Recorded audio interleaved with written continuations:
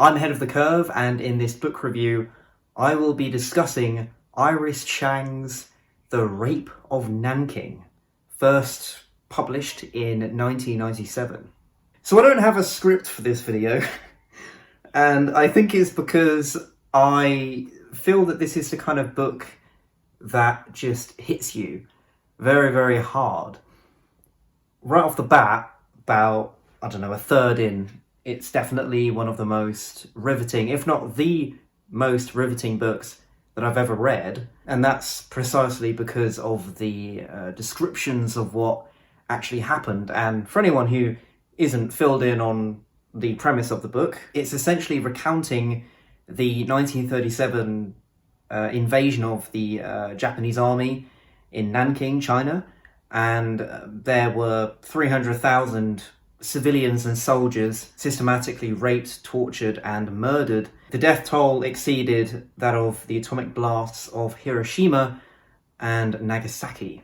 So this was one of the first books to really delve deep into the accounts and the evidence, and the first text to probably be acclaimed as well, to be noticed as much as it was, because when it was released, it was a very, very big thing, quite naturally, because the contents are just so bleak. And the Japanese government also did a lot of work to try and suppress what went on at this time. Like in many historic texts, I enjoyed how it was more of a story. It was written as if it was a narrative, kind of. It wasn't sort of just spitting facts, and it wasn't this very bland revealing of what happened. Chang beautifully composes her sentences, and the editing work is brilliant in this piece, and she does give a lot of credit to the editor as well.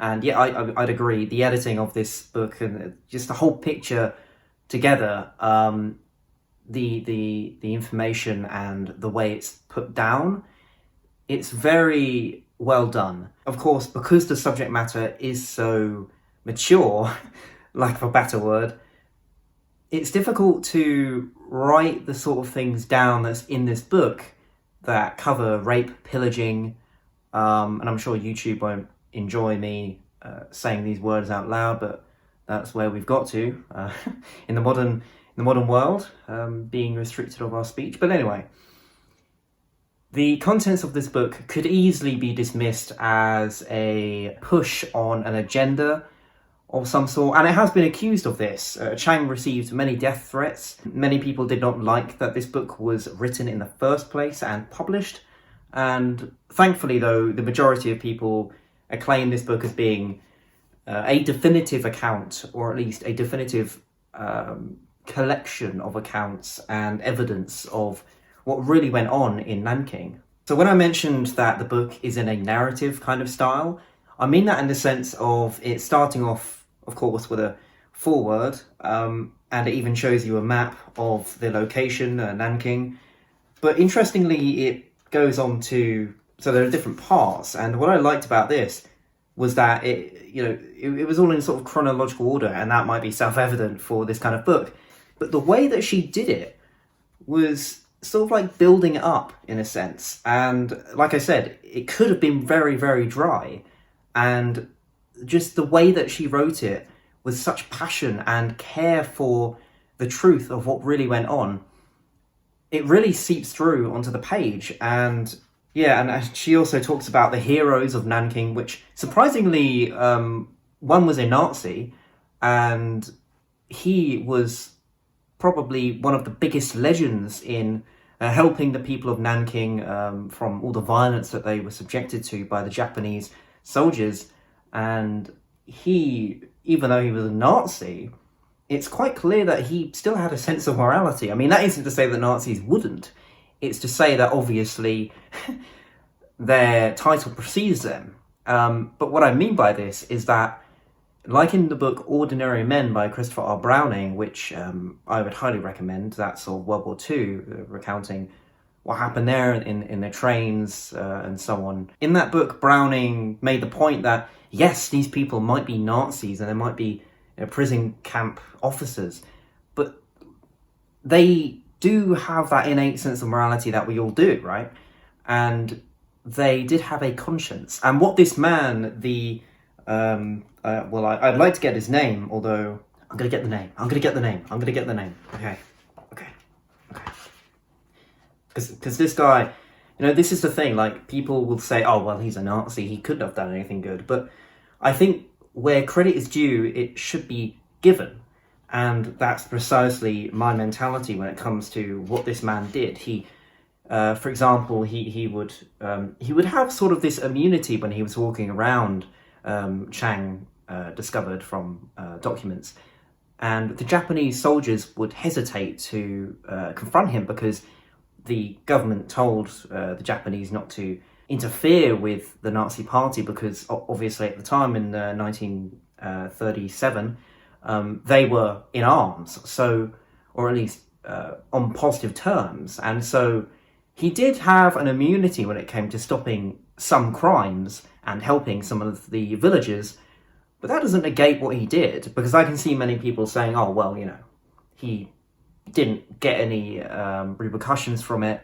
But that isn't necessarily true. I mean, yes, he did have the immunity of wearing the Nazi badge, but that doesn't exempt him from committing a moral act. And I think that is a criticism that could possibly surface amongst many, because obviously of his regiment. This isn't a book that you want to read, it's more of a book that you have to read, as far as I'm concerned. So, John Rabe, or Rabe, the Nazi hero of Nanking. So, and I can show you him here. So, yeah, and I just thought he deserves some credit. I'm one of those people who would say, well, yeah, he should. A moral deed is a moral deed. There was also a Dr. Robert Wilson.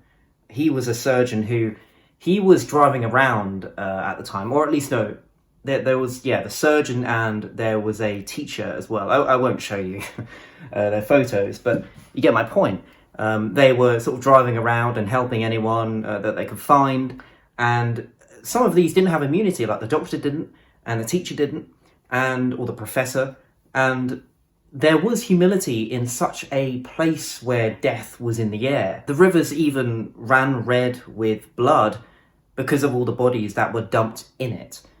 So this just gives you an idea, and I'm sure that you've perhaps read this book and this is why you're watching the review, but if you haven't, the descriptions are... It comes close to The Earth is Weeping by Peter Cozzens, focused on the Native American conflict between the soldiers.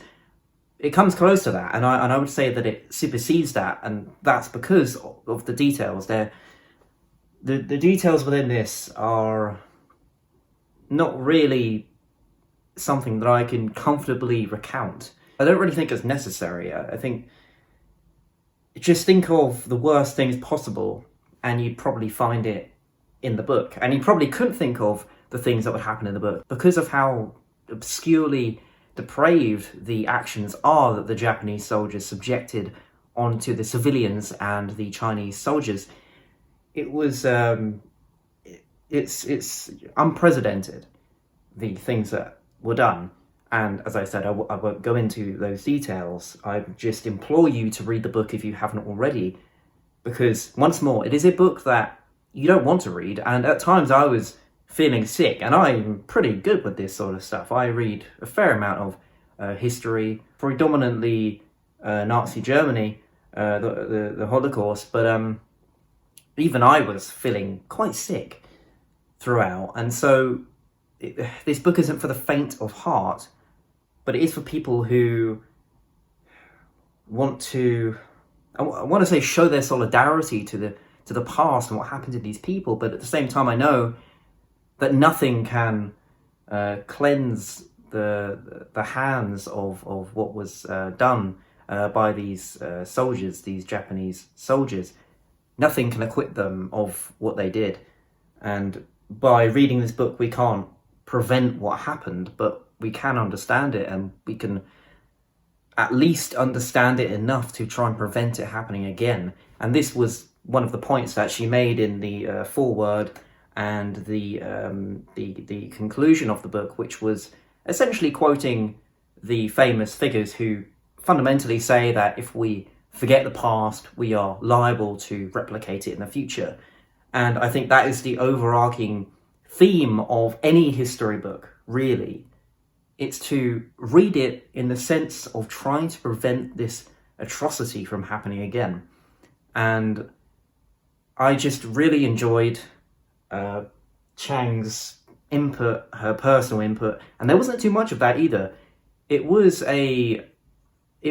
more qualitative than quantitative, and she knows that from the beginning. She even said, well, I'm not going to list statistics, I'm not going to do all that. I want to put a narrative behind it, not an agenda necessarily, although everyone is biased, but not an agenda, but write it in such a way that is captivating enough to justify how seriously terrifying the contents are. And I think she succeeded in that regard, because as I said earlier, if the book was purely just statistics, this amount of people died, these things happened to these people, and trying to beat around the bush, basically, which some books do. They heavily rely on statistics and they beat around the bush to avoid any controversy. But I think these books, yes, they're playing it safe and they're politically correct, but they're not serving what is necessary to be served, which is raising the awareness of the intrinsic truth of what was carried out. And as well as this, the Japanese government, as she says, don't even take responsibility for these actions. They believe that their hands are clean because there was I think there was a treaty that she mentioned in the 50s, I think, and from then they've said, oh well, we don't have to answer to that because we've already done this and that. But this event was never personally responded to, and if anything, if there was a response, it was a denial of what actually occurred in the first place. It was an avoidance of, once more, responsibility. And it's a shame that the Japanese government can't take responsibility for that, because obviously that is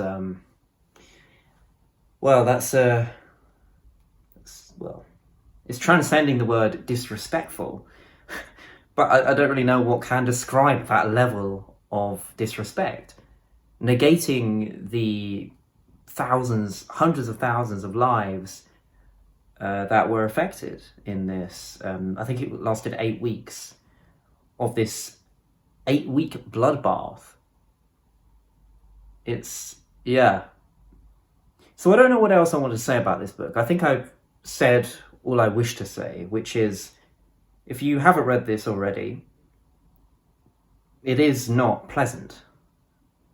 Although I'd assume that you'd realise that from reading the blurb or just reading the title of the piece. It is not a book for the faint at heart, but again, it is a book for those who want to know what happened, and that's what Iris Chang does excellently. And many of you also know, just to add a final segment, I think, many of you will also know that she committed suicide sometime after publishing the book. Well, she had bipolar disorder and depression, I believe, and obviously the main claim that is made is that it was in response to having to document, to compile, to acknowledge, to try and understand what went on, to have it, the event, the Rape of Nanking, to have that event floating around in her mind, she had to, because she was writing this book. And so, yeah, I would say that it definitely didn't help. And it's a shame that she did that, but she made her choice, and got to respect that, I suppose. Yeah, I don't know what else to say, really. It's just a shame, because this book is monumental. There's no doubt about that. Nobody doubts that, apart from those who deny it happened entirely. So, yeah, I'm ahead of the curve. Thank you for watching. It's been a bleak video, but I suppose that's the sort of books that I review on this channel. So check out the description for my Goodreads to track which books I read and see my favourites and all that sort of thing. My Instagram also, and Patreon as well if you want to donate to me and have additional content, such as my writing and additional videos. Yeah, and also be sure to check out the podcast too, The Bastard Sons of Oedipus, where we talk about more depraved things, but not as bad as this book. Yeah, this book is another level. So, yeah, thank you once again for watching, and I'll hopefully see you in the next one.